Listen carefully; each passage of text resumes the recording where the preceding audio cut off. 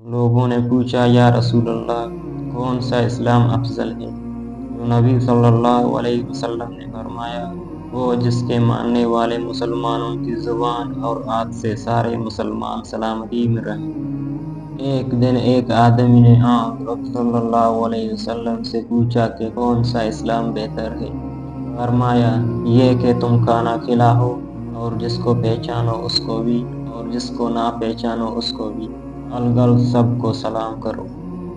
حضرت صلی اللہ علیہ وسلم نے فرمایا، تم میں سے کوئی شخص ایماندار نہ ہوگا جب تک اپنے بھائی کے لیے وہ نہ چاہے جو اپنے نفس کے لیے چاہتا ہے۔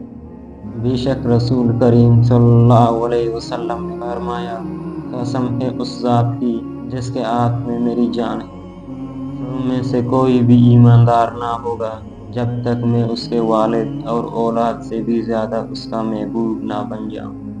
حضرت صلی اللہ علیہ وسلم نے فرمایا، تم میں سے کوئی شخص ایماندار نہ ہوگا جب تک اس کے والد اور اس کی اولاد اور تمام لوگوں سے زیادہ اس کے دل میں میری محبت نہ ہو جائے۔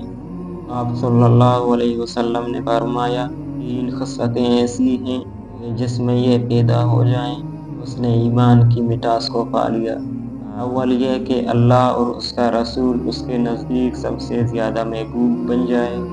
دوسرے یہ کہ وہ کسی انسان سے محض اللہ کی رضا کے لیے محبت رکھے۔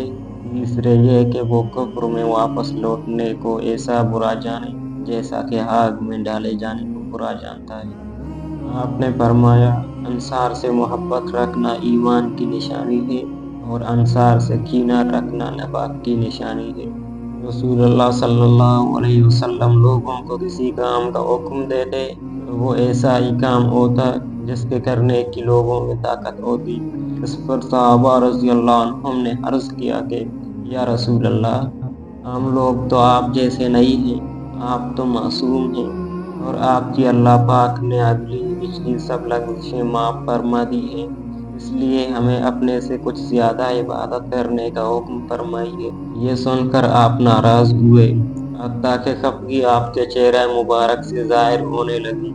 پھر فرمایا کہ بے شک میں تم سب سے زیادہ اللہ سے ڈرتا ہوں اور تم سب سے زیادہ اسے جانتا ہوں، بس تم مجھ سے بٹ کر عبادت نہیں کر سکتے۔ رسول اللہ صلی اللہ علیہ وسلم نے فرمایا کہ میں ایک وقت سو رہا تھا، میں نے خواب میں دیکھا کہ لوگ میرے سامنے پیش کیے جا رہے ہیں اور وہ کرتے پہنے ہوئے ہیں، کسی کا کرتا سینے تک ہے اور کسی کا اس سے نیچا ہے۔ پھر میرے سامنے عمر بن الخطاب لائے گئے، ان کے بدن پر جو کرتا تھا اسے وہ گھسیٹ رہے تھے، یعنی ان کا کرتا زمین تک نیچا تھا۔ صحابہ رضی اللہ عنہ نے پوچھا کہ یا رسول اللہ، اس کی کیا تعبیر ہے؟ آپ نے فرمایا کہ اس سے دین مراد ہے۔ ایک دفعہ رسول کریم صلی اللہ علیہ وسلم ایک انصاری شخص کے پاس سے گزرے، اس حال میں کہ وہ اپنے ایک بھائی سے کہہ رہے تھے کہ تم اتنی شرم کیوں کرتے ہو؟ آپ نے اس انصاری سے فرمایا کہ اس کو اس کے حال پر رہنے دو، کیونکہ حیا بھی ایمان ہی کا ایک حصہ ہے۔